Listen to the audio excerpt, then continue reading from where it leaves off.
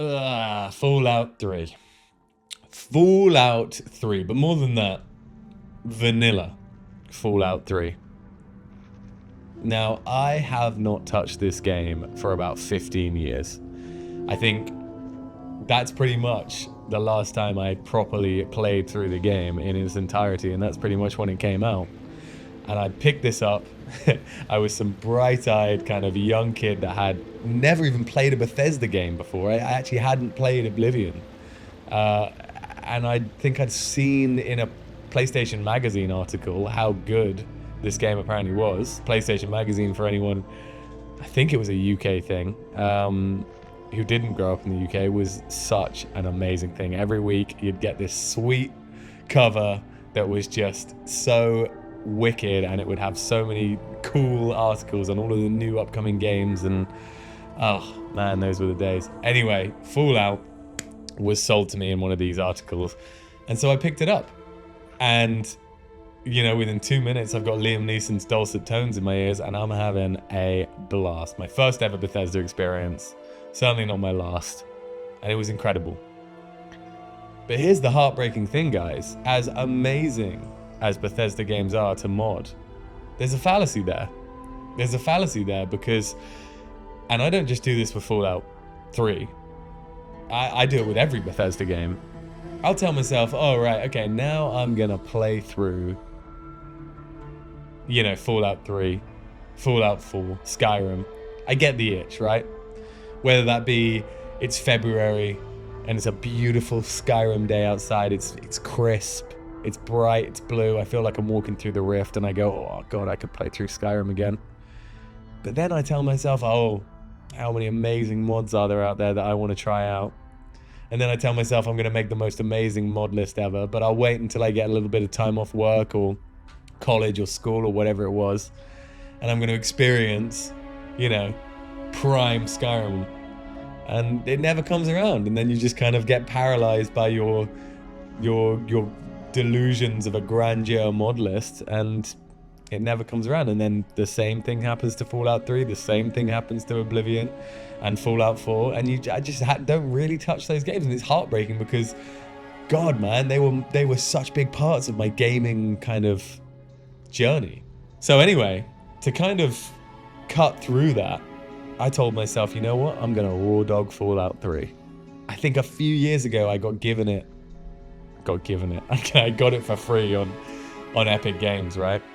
And I think a lot of people online were like, oh, it's a really stable version of it. I got it with all the DLC, and I think I told myself, right, I am gonna play through Fallout 3 vanilla. I didn't even do any kind of quality of life stuff. I didn't get one mod.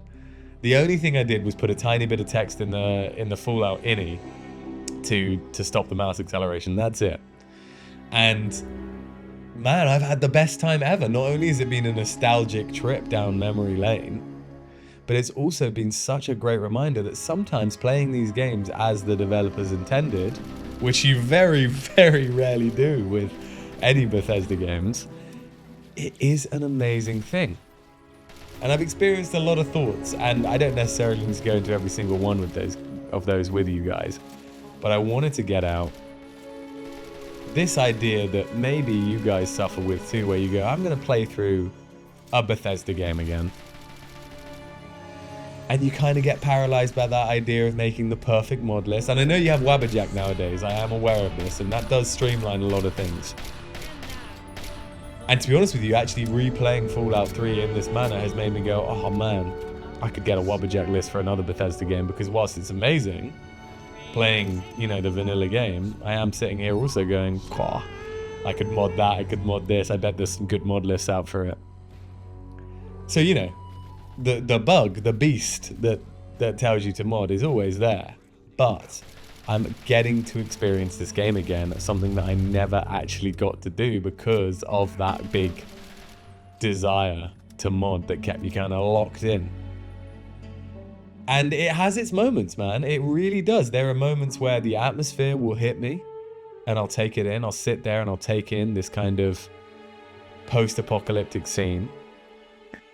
And of course, the story that, you know, I didn't really take in when I was a kid, first time playing it, has been amazing to experience as a bit more of a grown up.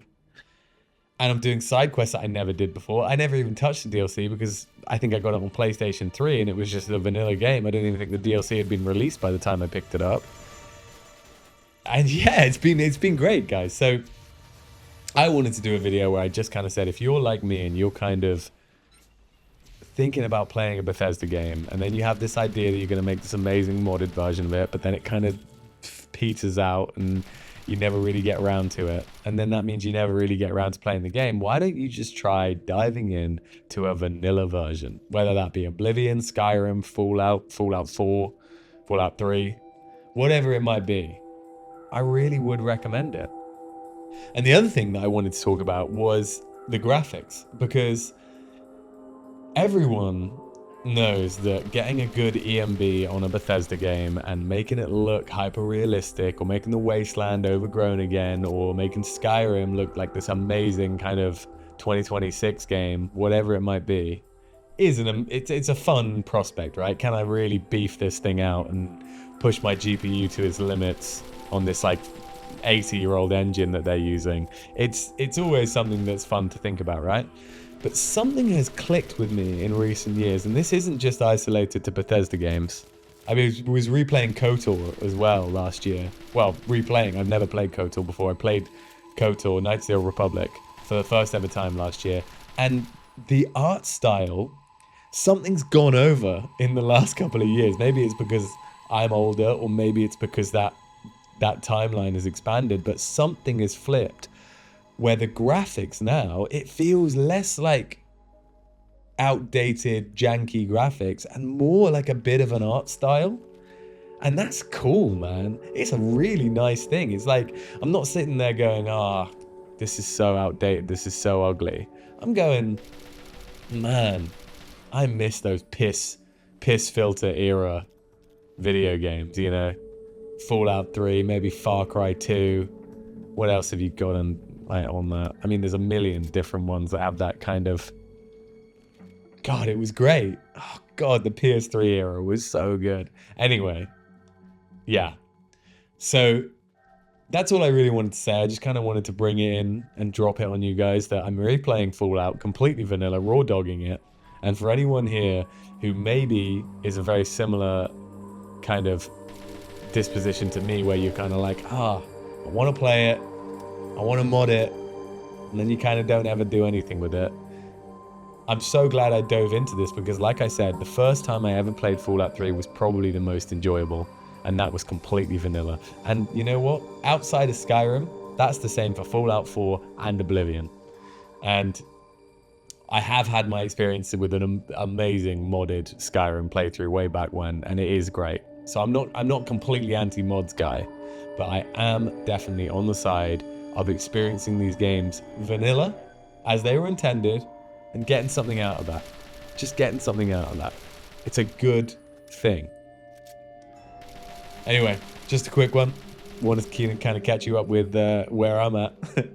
And I'll catch you guys in the next one.